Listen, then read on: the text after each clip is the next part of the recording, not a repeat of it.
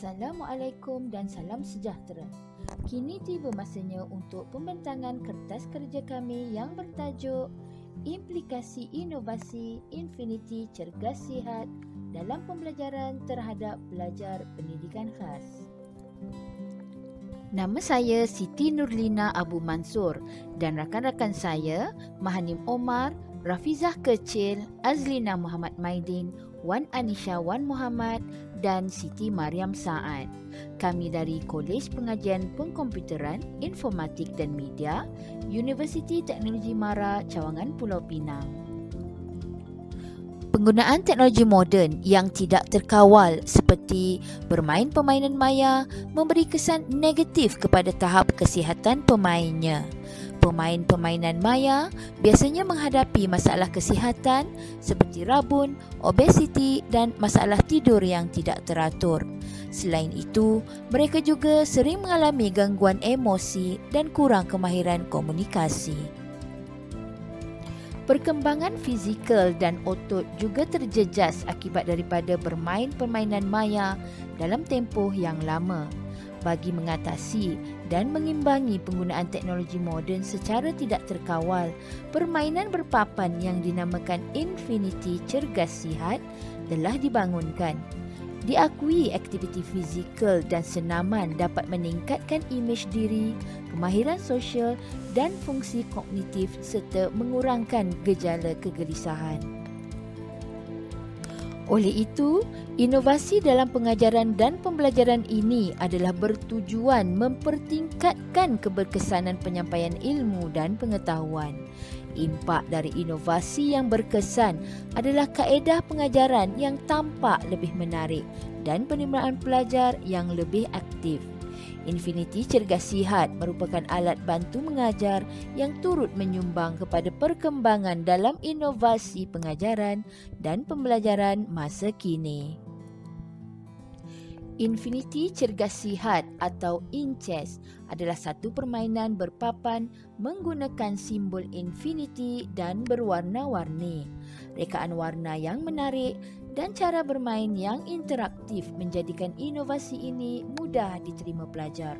Setiap petak mengandungi satu aktiviti senaman ringan seperti bangkit tubi, tekan tubi, regangan papan, lompat bintang, cangkung, lari setempat serta senaman regangan. Kajian ini adalah bertujuan melihat keberkesanan Infinity Cergas Sihat terhadap pengajaran dan pembelajaran pelajar dan fokus kali ini adalah kepada pelajar pendidikan khas.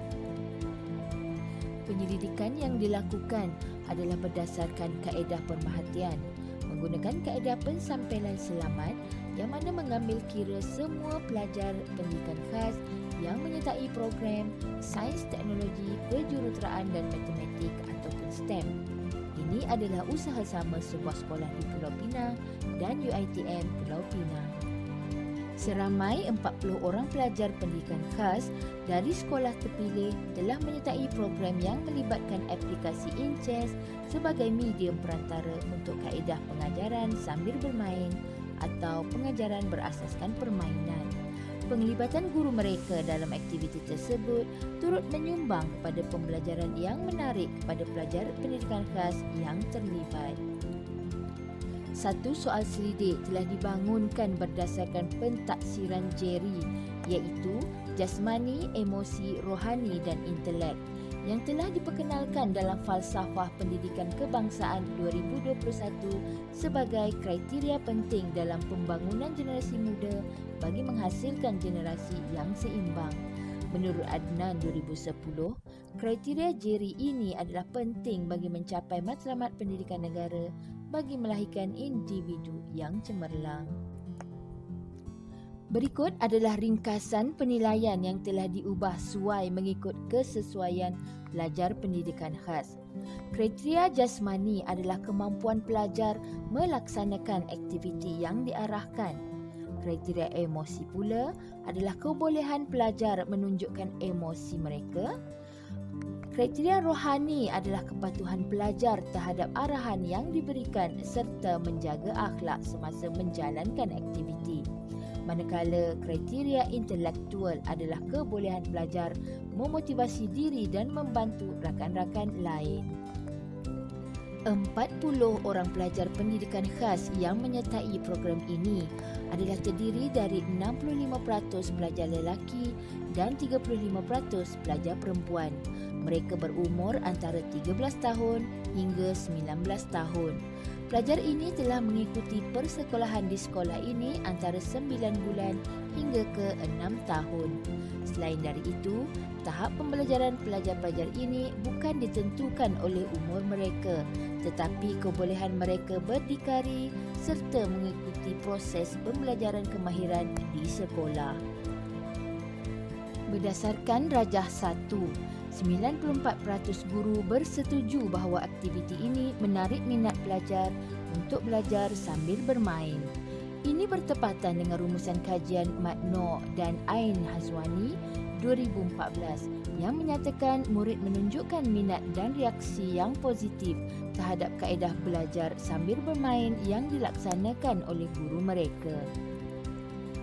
Merujuk Rajah 2, daripada penilaian yang dilakukan oleh guru, 85% pelajar adalah sangat aktif secara jasmani. Ini selari dengan hasil kajian Gapin dan Etna 2014 yang menunjukkan bahawa aktiviti fizikal seperti bersukan secara amnya dianggap berkesan untuk mengurangkan gejala tingkah laku tak terkawal di kalangan kanak-kanak ADHD. Merujuk Rajah 3, 75% pelajar menunjukkan emosi bercampur seperti gembira apabila menjawab jawapan dengan betul, teruja membantu rakan-rakan dan kecewa apabila gagal menjawab dengan betul. Rajah 4 adalah penilaian berdasarkan kepatuhan kepada peraturan permainan. 90% pelajar faham dan patuh kepada arahan permainan, manakala bakinya tidak dapat mengikut sepenuhnya arahan yang diberikan. Rajah 5 adalah penilaian dari segi intelektual. 57.5% terlibat secara aktif dengan memberikan sokongan serta semangat kepada rakan-rakan, manakala selainnya hanya memilih rakan tertentu sahaja untuk diberi sokongan. Rajah 6 adalah penilaian dari sudut sosial pula. 70% pelajar boleh berkomunikasi dengan semua pelajar, manakala 30% hanya berkomunikasi dengan individu tertentu sahaja. Situasi ini amat membantu dalam mengembangkan kemahiran sosial pelajar pendidikan khas. Sebagai kesimpulan, pelajar pendidikan khas seharusnya diberikan perhatian berbeza dan lebih terancang. Oleh itu, InChess merupakan papan permainan yang menarik dan boleh digunakan dalam pembelajaran. InChess juga mampu menarik minat pelajar untuk mencuba permainan ini kerana ia mempunyai tarikan yang tersendiri dari segi reka bentuk dan warna. InChess juga sesuai diguna pakai di sekolah-sekolah sebagai bahan bantu mengajar dalam aktiviti kecerdasan minda dan kecergasan. Dengan ini, sekian sahaja pembentangan dari saya. Terima kasih kerana mendengar.